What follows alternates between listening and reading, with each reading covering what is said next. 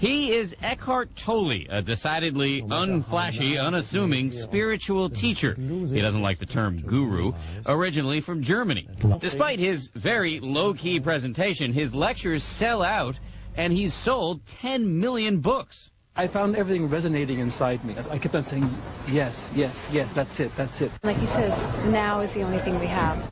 Tolle granted us a rare interview to talk about how people can achieve this sort of spiritual awakening or inner calm that he claims to have achieved. Don't you ever get annoyed, irritated, sad, anything negative? No, I accept what is. And that's why life has become so simple. Well, if somebody cuts you off in your car? It's fine. It's like a sudden gust of wind. I don't personalize a gust of wind. And so it's simply what is. And you're able to enjoy every moment, even if I start asking you a ton of annoying questions? Yes, that would be fine. So it's really... Don't tempt me. Tolle's core message is that our egos are destroying our lives. To me, the ego is habitual and compulsive thought processes that go through everybody's mind continuously. Psychologists have found that 98 to 99% of our thinking is repetitive. And also a lot of our thinking is actually very negative. People tend to dwell more on negative things than on good things. So that the mind becomes obsessed with negative things, with judgments, guilt.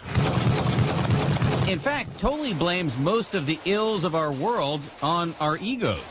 Wars, broken homes, our destruction of the planet. Tolle's other big point is that we are wasting our lives by refusing to live in the present moment. Many people live habitually as if the present moment were either an obstacle that they need to overcome in order to get to the next moment. And imagine living your whole life like that, where always this moment is never quite right, not good enough, because you need to get to the next one. That is continuous stress.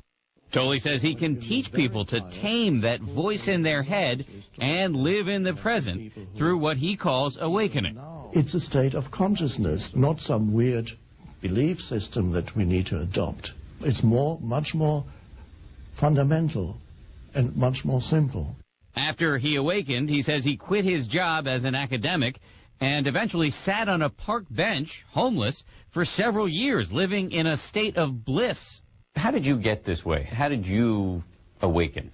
I was so unhappy that I couldn't stand it anymore. I had to step out of this identification with the unhappy mind-created self. So unhappy that you were considering suicide? Yes, I was several times close to suicide.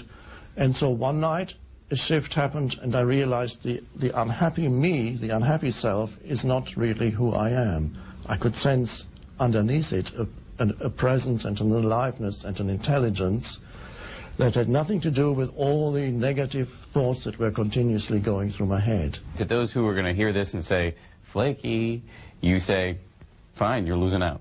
It's your mind that has some judgments about it, because your mind doesn't understand what I'm talking about. So then there needs to be a little bit of a glimmer of a recognition from a dimension that is deeper than the mind in you. And then you see, whoa, he actually has a point. And if you can see his point, says Eckhart Tolle, you can change your life for the better forever. For Nightline, this is Dan Harris in Toronto, Canada.